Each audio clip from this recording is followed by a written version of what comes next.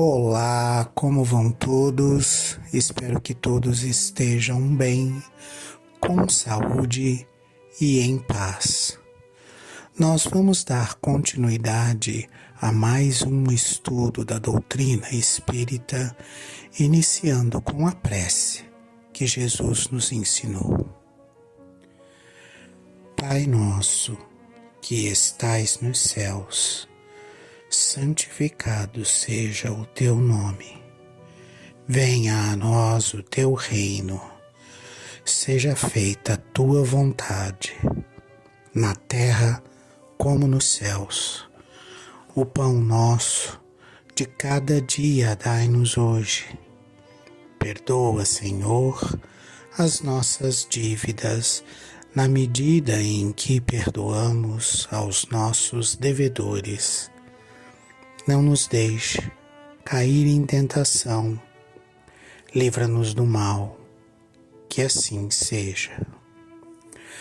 Nós estamos estudando o livro A Gênese, obra básica que compõe a obra básica de Kardec, a Gênese segundo o Espiritismo.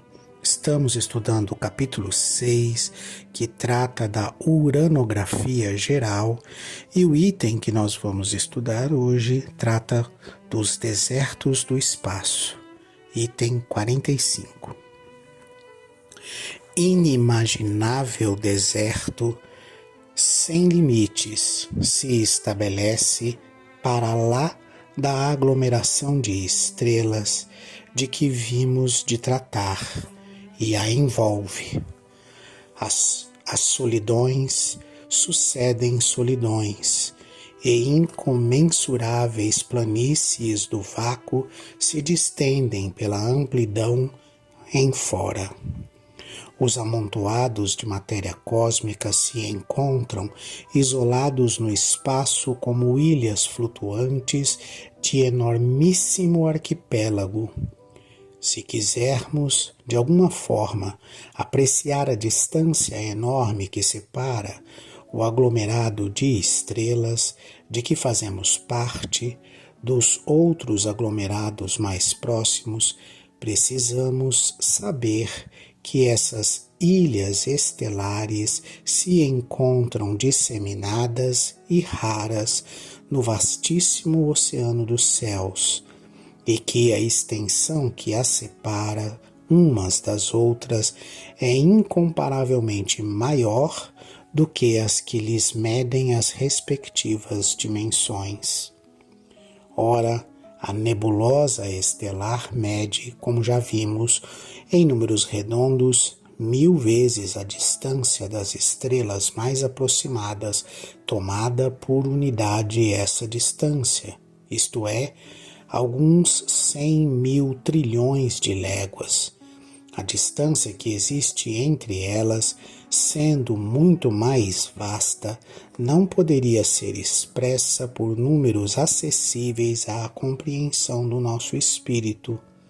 Só a imaginação, em suas concepções mais altas, é capaz de transpor tão prodigiosa imensidade, essas solidões mudas e baldas de toda a aparência de vida, e de encarar de certa maneira a ideia dessa infinidade relativa.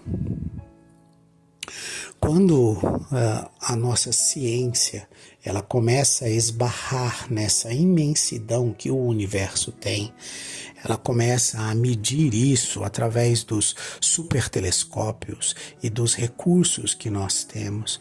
Quanto mais a gente mede essa distância, mais difícil é para nós compreender essa distância e imaginar essa distância. A gente pega, por exemplo, as distâncias muito grandes e dizemos assim, são tantas vezes a distância entre o Sol e a Terra, ou tantas vezes a distância entre o Sol e Plutão. Então a gente começa a buscar comparativos porque as nossas medidas não dão conta de medir.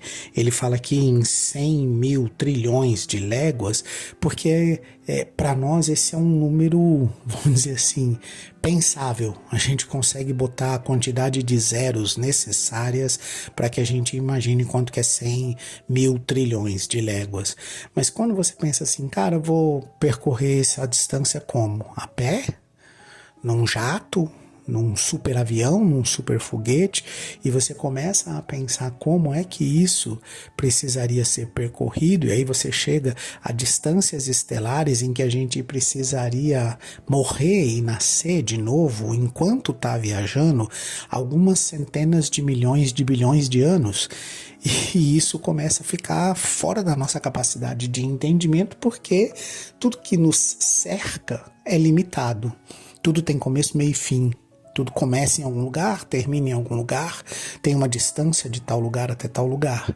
E quando você começa a olhar para as distâncias estelares entre galáxias, entre planetas e pensar nas extensões do universo, essas medidas começam a sair da nossa capacidade de compreensão. E é por isso que a única forma de compreender essas distância ou percorrer essas distâncias é através da nossa imaginação e através do nosso pensamento. A gente não conseguiria pensar numa maneira de ir e vir pelo universo como criação que não fosse a velocidade do pensamento, porque mesmo a velocidade da luz, que é algo material e que a gente conhece, que é ultra rápido, mesmo a esta velocidade, muitas vezes nós teríamos que morrer e nascer centenas de milhões de vezes viajando à velocidade da luz para percorrer as distâncias que hoje nós sabemos e conhecemos e sabemos que elas existem. Imagina como é que era isso na época em que esse livro foi escrito, na época da Gênese, né? Então, lá nos anos de 1850 e alguma coisa, 1860 e alguma coisa, em que essas teorias estão chegando para a humanidade através do espírito de Galilei, né? E é nesse sentido que a gente precisa se situar, né? Se hoje é difícil para nós que temos super telescópios, temos o Hubble e temos outros telescópios e outras ciências buscando essas distâncias e medindo essas distâncias, imagina sem nem ter telescópio direito ou ter telescópio de lente e não telescópios de luz e eletrônicos como a gente tem hoje. Então, perdoem aí as diferenças de linguagem e de precisão, mas 200 anos de tecnologia está fazendo bastante diferença hoje em dia. Sigamos. Todavia, o deserto celeste que envolve o nosso universo sideral e que parece estender-se como sendo os afastados confins do nosso mundo astral, abrangem-no a visão e o poder infinito do Altíssimo, que, além desses céus, dos nossos céus, desenvolveu a trama da sua criação ilimitada. Além de tão vastas solidões, com efeito, rebrilham mundos em sua magnificência, tanto quanto nas regiões acessíveis às investigações humanas. Para lá desses desertos, vagam no éter límpido esplêndidos oásis que sem cessar renovam as cenas admiráveis da existência e da vida.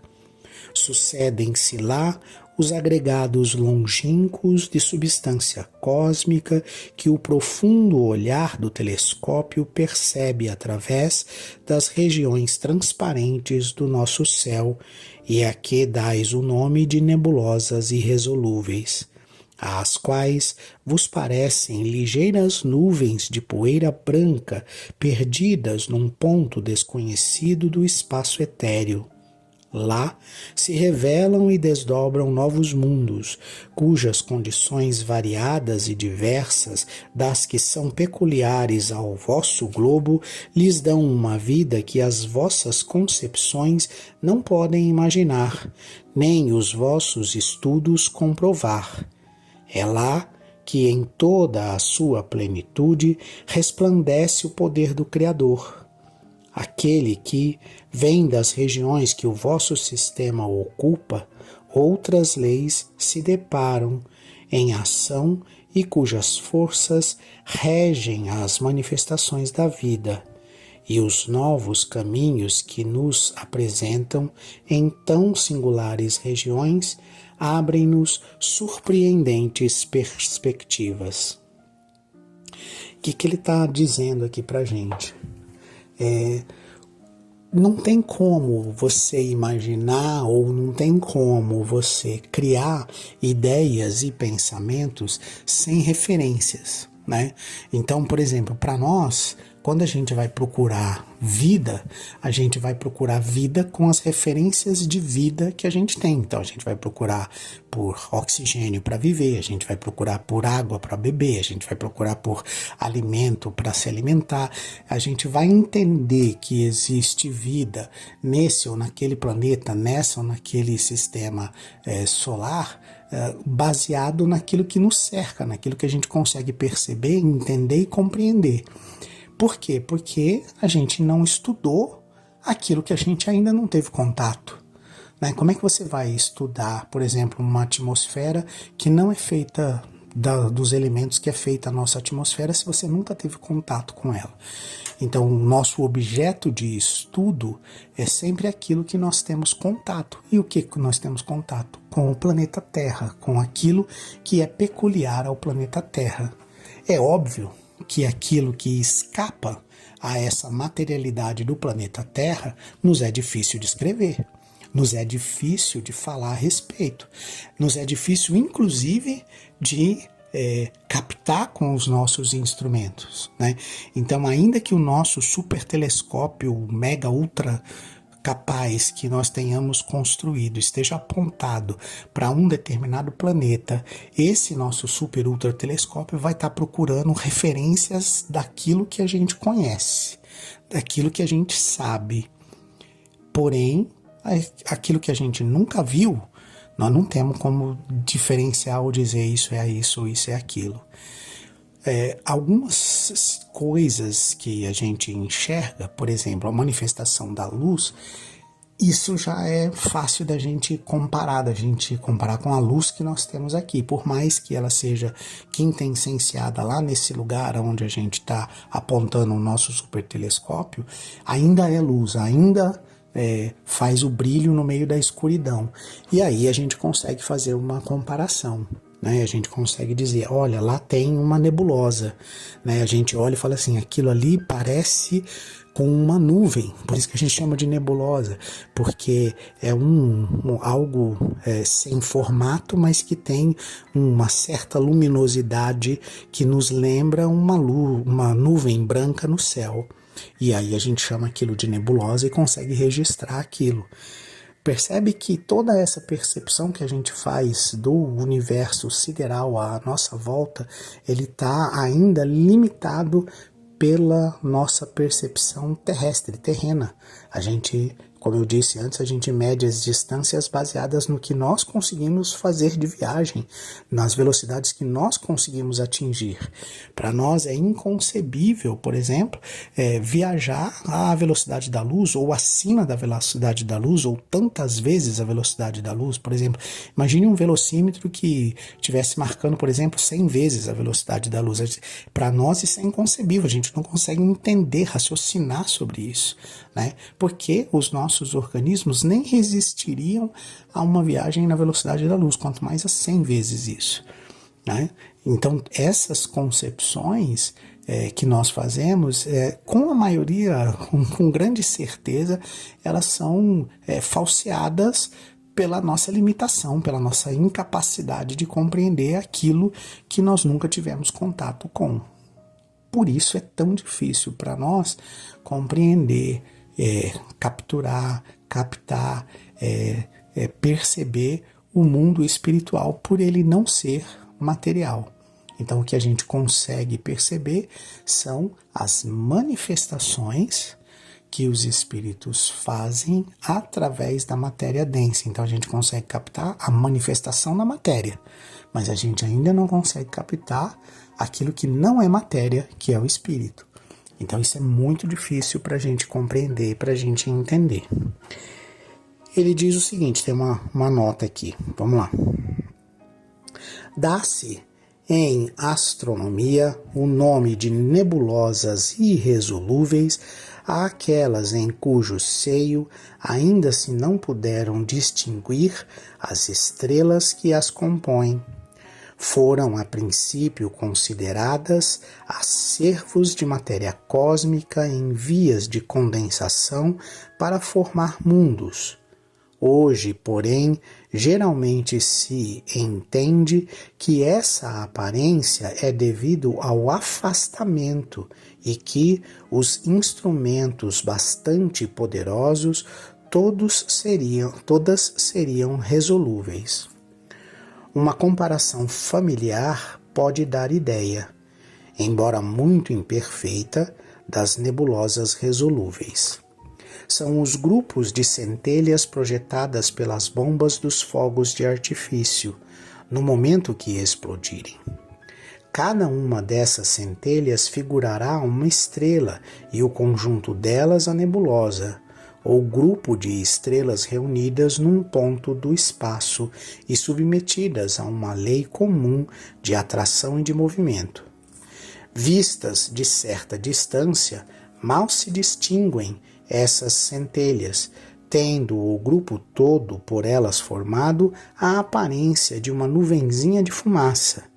Não seria exata esta comparação se se tratasse de massas de matéria cósmica condensada. A nossa Via Láctea é uma dessas nebulosas.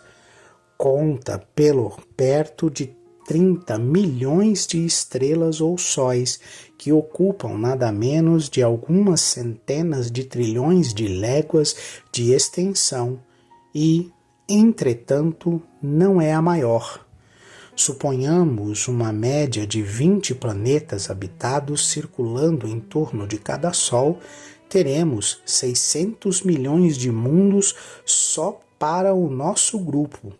Se nos pudéssemos transportar da nossa nebulosa para outra, aí estaríamos como em meio da nossa Via Láctea, porém com um céu estrelado de aspecto inteiramente diverso a este, malgrado as suas dimensões colossais, nos pareceria de longe um pequeno floco lenticular perdido no infinito. Mas, antes de atingirmos a nova nebulosa, seríamos qual viajante que deixa uma cidade e percorre vasto país inabitado. Antes que chegue a outra cidade, teríamos transposto incomensuráveis espaços desprovidos de estrelas e de mundos, o que Galileu denominou os desertos do espaço. À medida que avançássemos, veríamos a nossa nebulosa afastar-se atrás de nós, diminuindo de extensão as nossas vistas, ao mesmo tempo que, diante de nós, se apresentaria aquela para a qual nos dirigíssemos, cada vez mais distinta, semelhante à massa de centelhas de bomba de fogos de artifício. Transportando-nos pelo pensamento às regiões do espaço, além do arquipélago da nossa nebulosa, veremos em torno de nós milhões de arquipélagos semelhantes e de formas diversas, contendo cada um milhões de sóis e centelhas de milhões de mundos habitados. Tudo o que nos possa identificar com a imensidade da extensão e com a estrutura do universo é de utilidade para a ampliação das ideias, tão restringidas pelas crenças vulgares. Deus avulta aos nossos olhos à medida que melhor compreendemos a grandeza de suas obras e nossa infinidade. Estamos longe, como se vê, da crença que a Gênese mosaica implantou e que fez da nossa pequenina e imperceptível terra a criação principal de Deus e dos seus habitantes os únicos objetos de sua solicitude. Compreendemos a vaidade dos homens que creem que tudo no universo foi feito para eles e dos que ousam discutir a existência do ente supremo. Dentro de alguns séculos, causará espanto que uma religião feita para glorificar a Deus o tenha rebaixado a tão mesquinhas proporções e que haja repelido, como concepção do espírito do mal, as descobertas que somente vieram aumentar a nossa admiração pela sua onipotência, iniciando-nos nos grandiosos mistérios da criação. Ainda maior será o espanto quando souberem que elas foram repelidas porque emancipariam o espírito dos homens e tirariam a preponderância dos que se diziam representantes de Deus na terra. Olha que coisa louca, né? Esse último comentário, essa última observação. A gente não pode se deixar impedir de raciocinar e pensar por conta de uma fé cega, por conta de um raciocínio pequeno, tosco e apertado. Na medida que nós evoluímos em conhecimento e em descobertas científicas, na medida em que os telescópios estelares começam a mostrar espaços e unidades que a gente desconhece, estrelas que são gigantes estelares muito maiores do que o nosso Sol, sistemas solares que possuem 4, 5 estrelas para iluminar planetas ao seu redor. Na medida em que a gente vai avançando nesses conhecimentos, nós não estamos diminuindo Deus, nós estamos aumentando, porque vai ficando cada vez mais grandiosa a obra da criação do universo, vai ficando cada vez mais complexa, cada vez mais gigante, cada vez mais inteligente, cada vez mais superior à humanidade e à nossa capacidade de compreensão. E quanto mais a gente volta para o nosso próprio umbigo, quanto mais a gente olha imaginando que os seres que moram aqui na Terra que são os únicos criados por Deus e que Deus criou todo o resto do universo, que é muito grande, só para nosso deleite, a gente está apequenando demais, diminuindo demais a Deus, diminuindo demais o Criador.